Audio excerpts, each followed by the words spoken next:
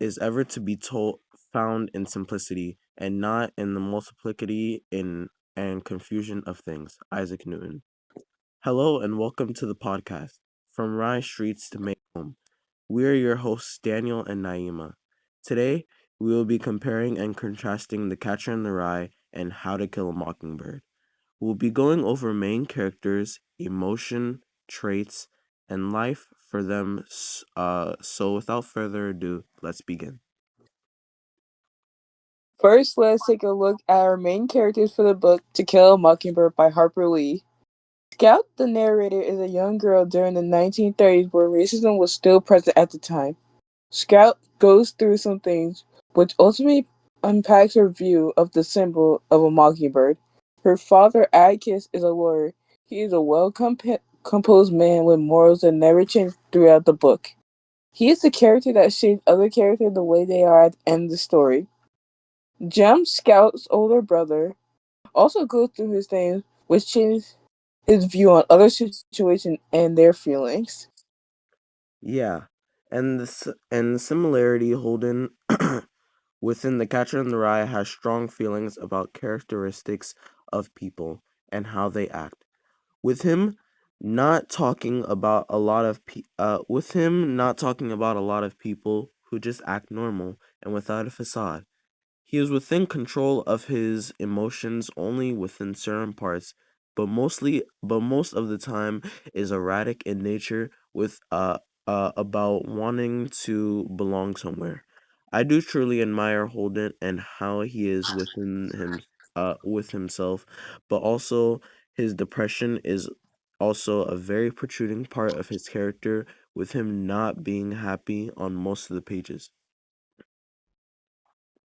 Now that we got the basis of our books out the way, let's take a deeper dive into the character and how their traits affect the storyline. First, I'll start with the side character, Atticus Finch. I feel as if Atticus' personality was different, then the story would develop into what it is at the end. He never changes throughout the book. He stays firm on what he believes in and pays no means to what others think. Yeah, I agree. Same with Holden. I think that if Holden actually used cliches and was more preppy and was better at school and never got kicked out of Pensy, the book wouldn't be as deep or symbolic as the one we currently have. Holden being brash and his constant repetition of phony is what makes most of the book as well as his depression, which I'll get to in a bit. Atticus is the one who shapes the other characters into what they are at the end of the story. For example, Jem at the beginning didn't understand Atticus' cer- Atticus' view on certain things and thought Atticus was lashing out over things deemed that Jem deemed little was out of proportion. On page 55, Harper Lee quotes, Jem seemed to swell a little. I didn't say we were doing that. I didn't say it. This quote demonstrated that Jem did not acknowledge that what they were doing to the rat was not right. This is very similar to how Holden always seems to view society within the text as a world with no truth, lies, and phoniness amongst its people. He has strong emotions about the people around him, but the more you go into the text, you seem to suspect maybe, just maybe, is Holden part of his phony world? We'll answer this after a break from our sponsors. Dealing with injustice? Have no fear. Atticus is here. Finch and Fitch Law Firm is at your back with an amazing firm of lawyers that guarantee you win every case. You can call FinFin 1-800. It's your money. Use it when you need it. And we're back. Within the text, one might suspect that Holden himself is also phony, because he is seen never being able to show his true self and emotions, with even lashing out on his younger sister when talking about their late brother, which shows that Holden is not in tune with his emotions and seem doesn't seem to always be emotionally available, switching between child and adult mannerisms. I can say the same about Scout, but vice versa. Scout is a child, but she switches to her views and beliefs to ones of an adult. This is mostly because she views Atticus as her hero and wants to be like him. Because at the end of the day, she's still physically a child and has a mindset as a child. And most little girls view their dads as heroes. She altered her beliefs between her own and Atticus' beliefs because she looks up to him and wants to earn his approval. Since we're on the topic of adults and children, I would like to bring up how Holden not only deals with adult struggles, but also struggles to deal with them while being himself. It's almost as if he has multiple personas and regresses in mental age whenever these hardships come.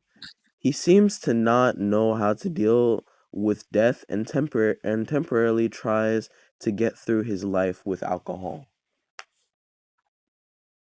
This reminds me of Mrs. Du Bois. She didn't know how to deal with the struggles life was giving her. Due to this, her doctor prescribed morphine for her. Something that was supposed to help her was slowly killing her. She became addicted to the morphine. Only when that day when Jem came to reach her is when she tried to break free of her addiction before she succumbs to death.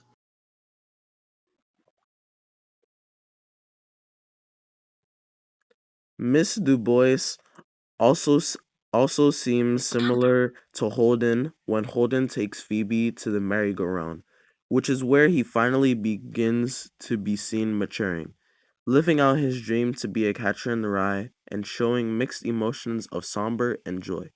This scene in Central Park shows how Holden's detachment from running away from his problems and shows how he truly shows emotion with the outside world and himself. The same with Jem. At first, he didn't understand why Boo Rowley was hiding out of his house all the time. But when Jim realized it after all the events that had taken place, he tried to actually put himself in Boo Radley's shoes. He thought Boo Radley was just weird. But when Jim notices that he knows that they live in a messed up environment and he was running away from the judgment of the world, he shares his realization with Scout so she can also understand because they both had the same view that he was weird. I see there that both Holden and Jem come to realize that a significant part of the plot of the book, and this is like when within The Catcher in the Rye, when Holden acts mostly the way he does because of his want to be heard. His thought and emotions are something that he wants to share because he has no one to share them with, which is why I partially think that Holden's parents might be neglectful to him. Unlike Holden, Scout and Jem actually have a father figure to teach them life lessons and help them build their character. Some people may think of Atticus as a mentor to Scout and Jem because he doesn't really show fatherly affection to them, but I don't agree. I think Atticus teaching these life lessons to his children are also part of being a father, and these lessons are important to their growth in their current society. This resembles a theme that one might overlook in A Catcher in the Rye, which is purpose is a link through moral and ethical integrity, which is made up through through the people that Holden interacts with, how and what they make of themselves, and what these people's purpose in life is, which is one of the more deeper meanings one might get or catch via this text. Yeah, Scout's morals.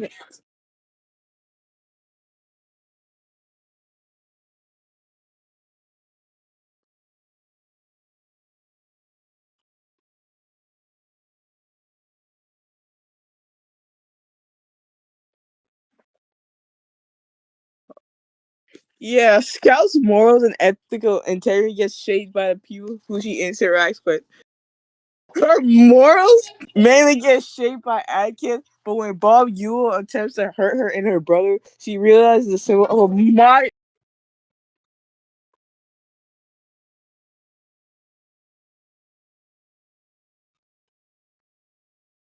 Of a mockingbird, and what Atticus meant by it would be like killing a mockingbird.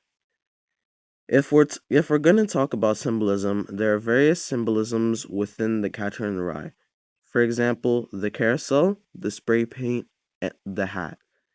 They're all they they're all symbolisms either innoc- either representing innocence, protection, or the protection of innocence, which are all parts within the story where Holden encounters. This seems to be a part of Holden and shows how he might view himself, maybe as a protector or just a catcher in the rye. There are also multiple symbols in To Kill a Mockingbird as well. The mockingbird represents innocence, not innocent, and harmless. The rally place represents symbolizes fear and superstition. The first symbol represents Tom Robinson being falsely accused of rape. The second one symbolizes fear due to the rumors about the place and the fear of the unknown. I would like to emphasize on how Holden always seems to be searching for something more to his life, whether that be a connection with people or himself. He always seems to either try and fix something within his life, feel immense emotion, or impact others' lives. I see it as an attempt to gain true connection with people in his life. I feel the same way with Scout. She wants connection with her family who she admires. She also seeks a connection with the truth of the cruel adult world and wants to understand others. Throughout the book, her relationship with other characters enhance as she navigates from a naive little girl to having a more complex understanding of morality and human nature.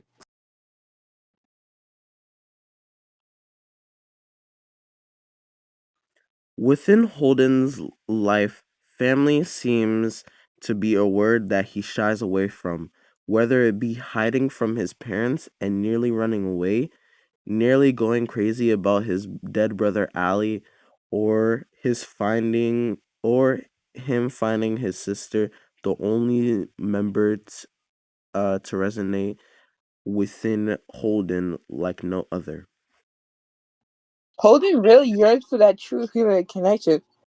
While Holden and Scout are different maturity ranges, in the end they are both searching for that one piece that will make them understand everything.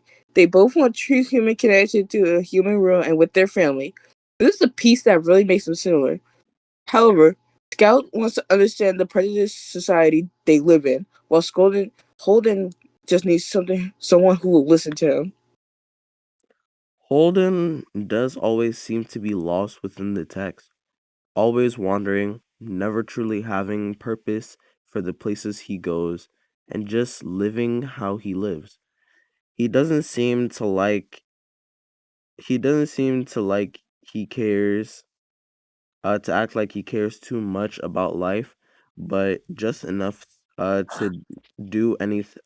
not do anything too drastic that readers are surprised by. Unlike Holden, Scout always has a purpose to the places she goes to. To the courthouse to win his advocates, defend Tom Robinson, visiting Boo Radley's place to see the truth of why the town fears him, only to realize that he's not a monster and actually a kind, protected person. She realizes Radley is aware of the society they live in and takes action to remove himself from it to not cause issues. To tie everything together, there seems to be a very big overlap between both books and various instances and reoccurring parts within the text, whether it be symbolism of items, characters and their behaviors towards society, the main character's struggles, and finally beliefs. Conclusion. And that has been a great episode of From Rye Streets to Maycomb. I hope this chat and book talk has been an amazing experience, and I hope we touched on major aspects of both books, how to kill how, how to kill a mockingbird and A Catcher in the Rye. I would like to thank our sponsors Barnes and Noble, and it is important to always remember, only the fool thinks tomorrow is guaranteed. Have a nice day, and keep in mind, literature keeps the world alive. And how It has deeply impacted everything. Remember the power of your words.